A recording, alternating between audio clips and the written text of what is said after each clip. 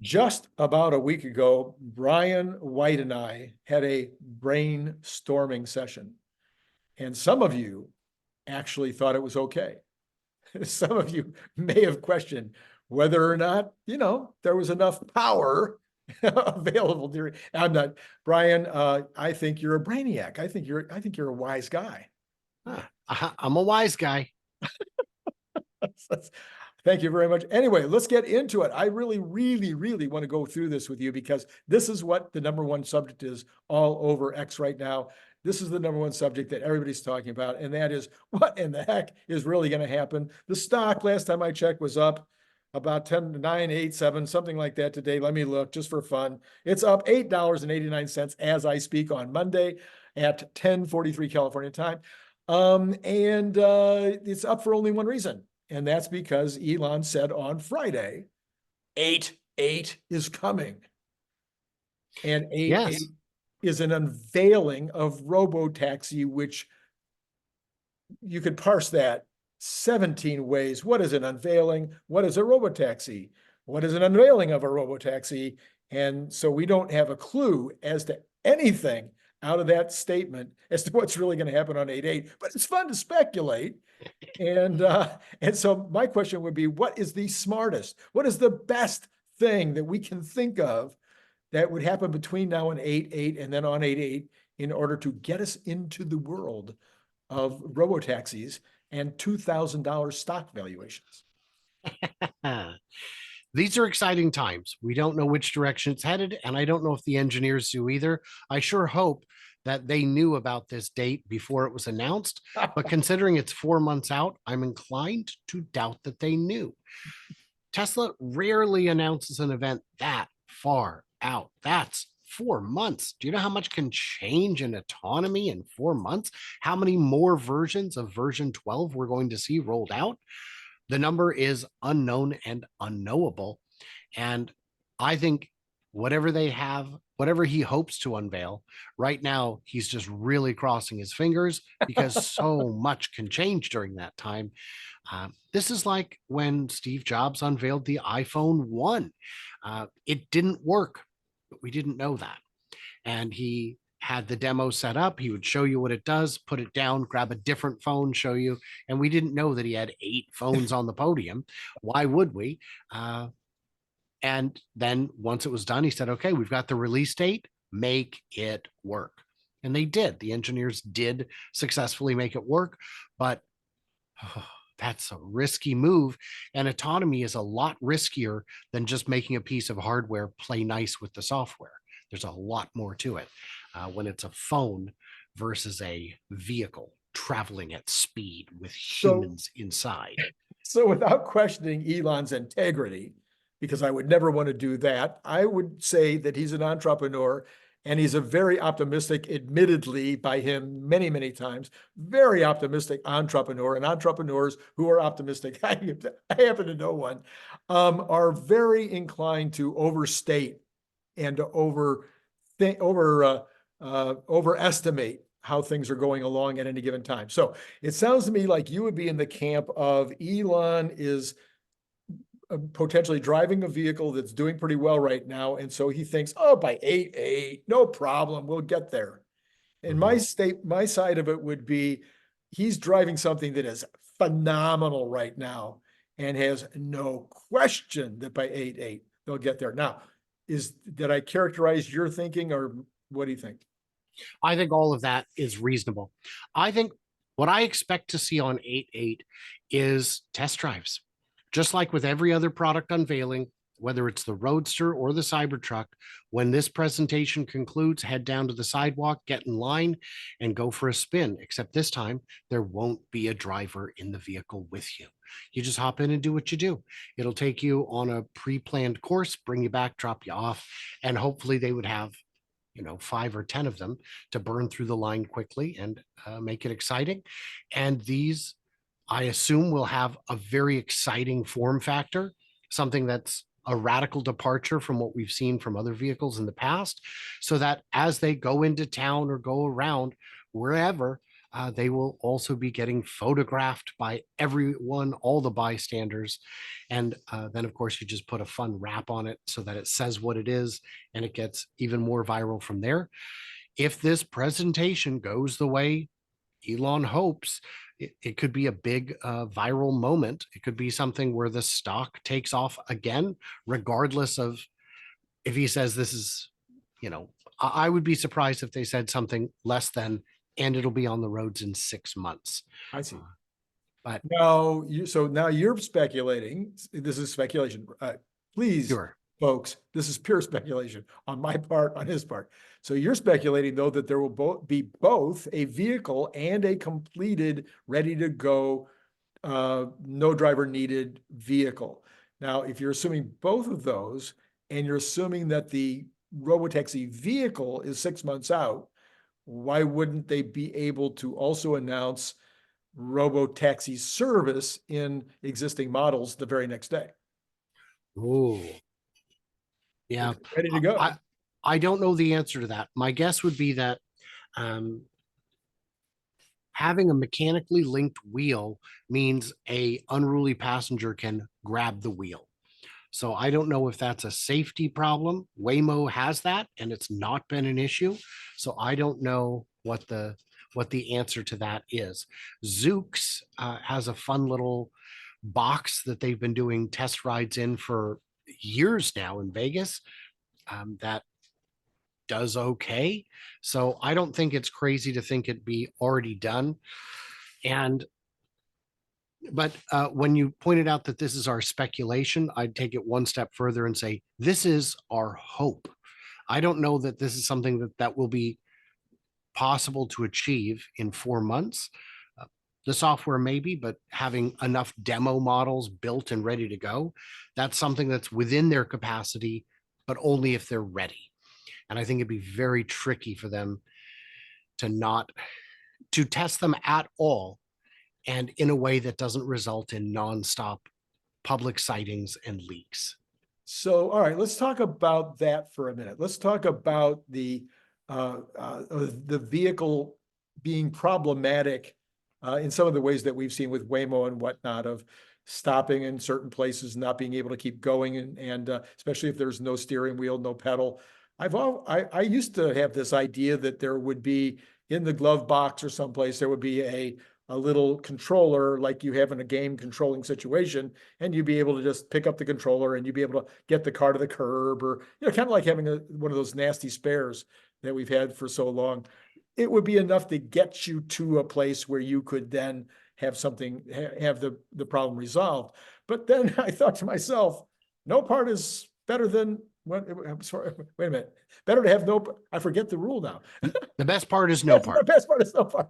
The best part is no part. Why would you even need the little device? Because the screen is going to be there. So all you do is you say to the screen, we're having a technical problem, take us to the curb.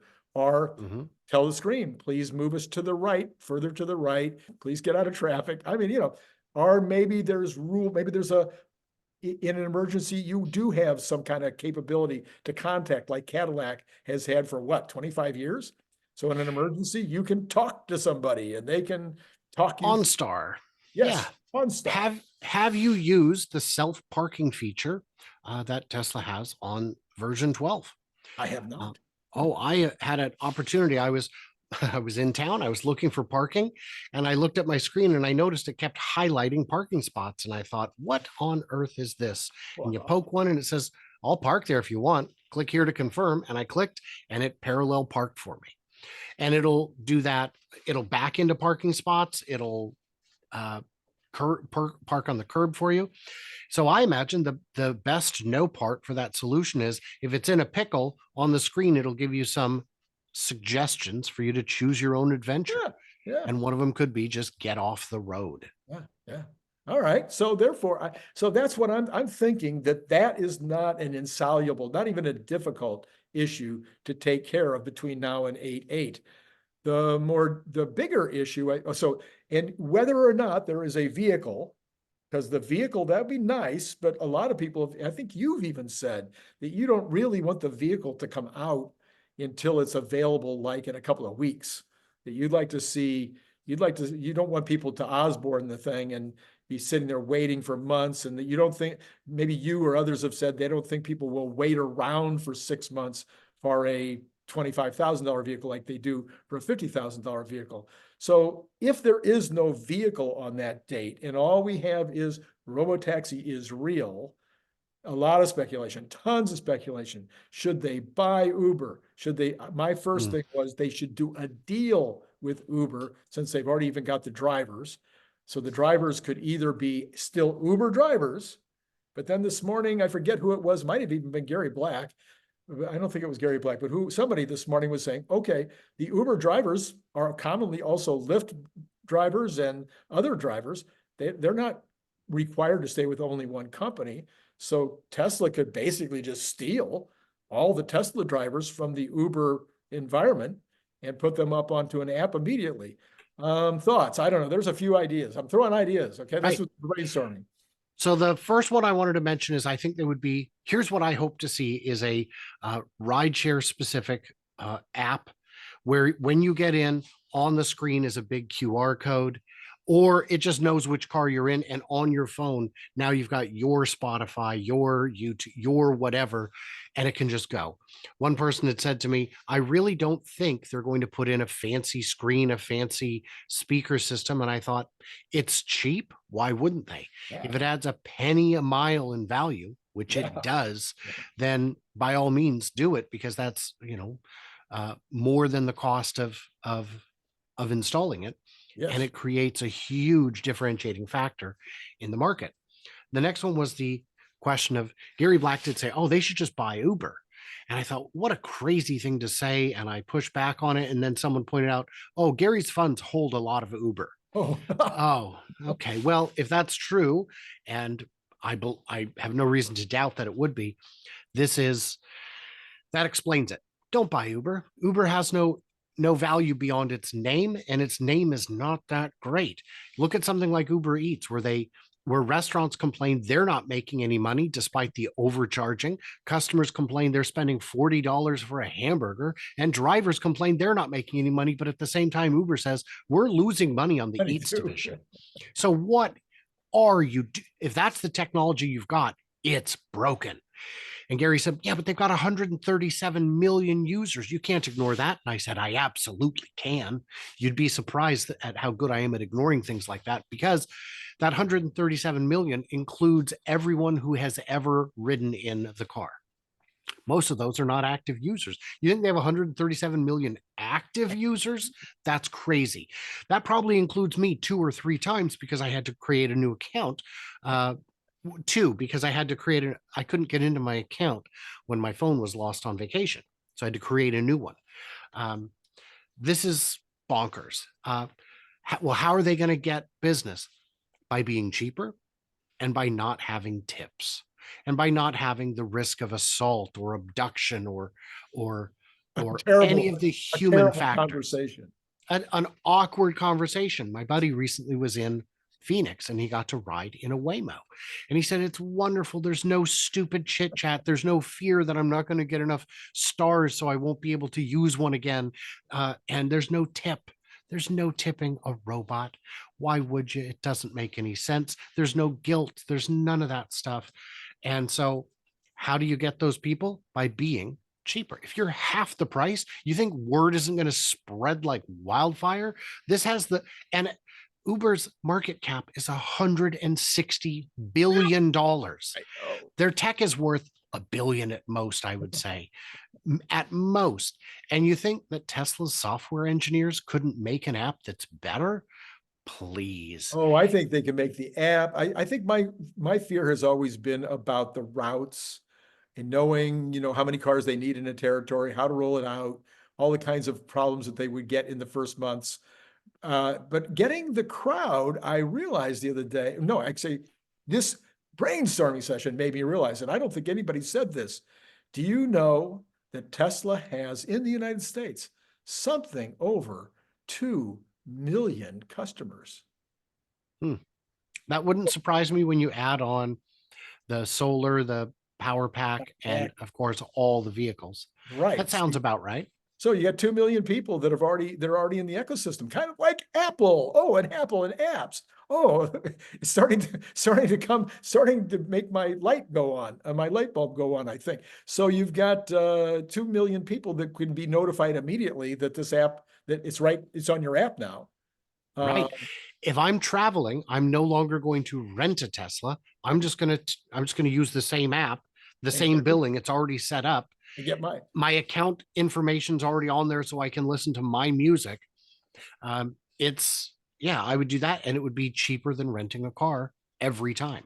Absolutely. So anyway, that kind of solves my problem a little bit. It won't solve it 100%. Then there's the other side of it, which is of course inviting you and me to put our Teslas into the system, and the percentage of people that will do that, and whether the distribution of that will be good. But I would say probably, even though I've always said it's probably less than 50% of owners that will ever put their car into the system.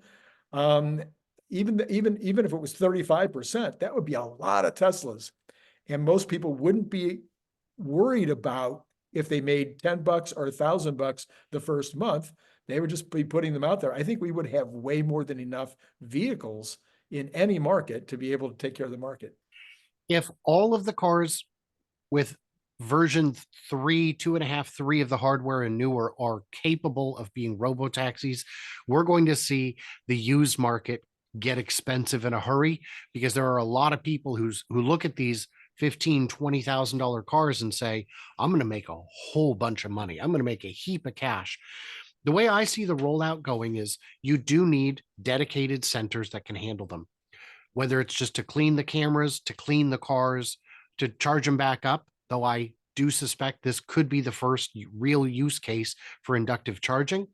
But they can just pull in, park over the inductive charger, and then the attendant comes by and cleans it out, because Optimus isn't to that point yet.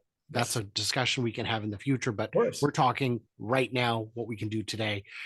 And they would get that one center going, fill enough vehicles in that market to hit critical mass. And when it's at the point that it's comfortable, go to the next city, the next city, the next city.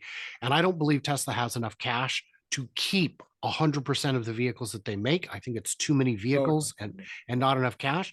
So what they could do is, in agreement with Uber, say, look, we're not coming to Tulsa until 2028. If you want to start in Tulsa, that's all you. But after 2028, we are going to be there. So make you money today and see if you can figure out a differentiating factor that's going to make it work for you.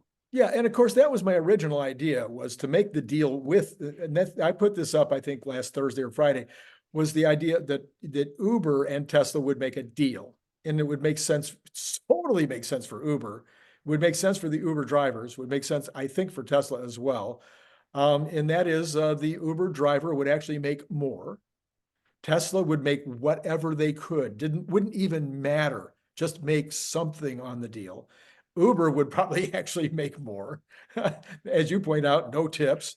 And then these drivers that are currently drivers would end up becoming owners as opposed to drivers. They would own their vehicle and they would just put it out. But those guys know the business. They would be the most inclined to fall back and go get one of those used cars and add it to their fleet, and then buy another one and add it to their fleet, because they already know the business. All of those things make perfect sense to me. I am very excited to see what happens on 8.8. Or as they say in Europe, 8.8, because they do it backwards. But I think the important thing is there are 3 kinds of people likely, it's true, 3 kinds of people likely to get into the event. They are shareholders, of which I am one. They are people who are able to purchase tickets with referral points, of which I am one, if they make that available. And then, of course, you've got analysts and journalists and whatnot, of which I am one. So my plan is, if they're not going to let me into this event, they're going to have to arrest me, because I've missed too many of these. It's ridiculous, and I'm done with it. So we'll root for you. Root for you. There are a lot of avenues that could get me into this event. I hope one of them, I only need one of them to work. Yeah. And I have high confidence. Yeah. Start sending money around to other influencers. Just send your checks. In case they invite me and not you, I'll be happy to give you my ticket. I appreciate it. All right, listen, as always, Brian, it is wonderful to have you on board. And I think that we brainstormed, we actually came up with new ideas, which is what brainstorming is supposed to be all about. And maybe we brainstormed some of you out there with new ideas that we did not get to. And so you could put that in the comment below, and or you could tell us, stop with the brainstorming already. Oh, no, you'll probably do that anyway. All right. So, please do all that and hit the notify and the like and the subscribe and then hit up Brian over there on Future Azza and all of his places that he goes with that brand. Yeah, Brian, any amazing last words to complete this brainstorming session? Well, I just want to say, Randy, it's been great talking to you.